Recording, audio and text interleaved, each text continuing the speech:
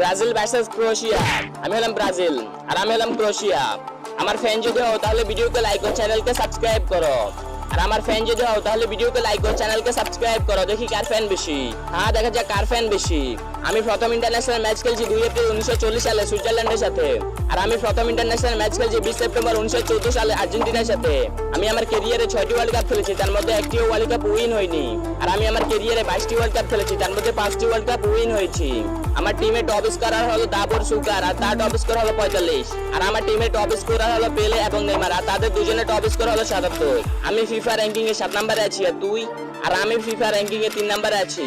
তো বন্ধুরা, আপনি ব্রাজিল নাকি ক্রোয়েশিয়ার সাপোর্টার তা ভিডিও কমেন্টে জানান।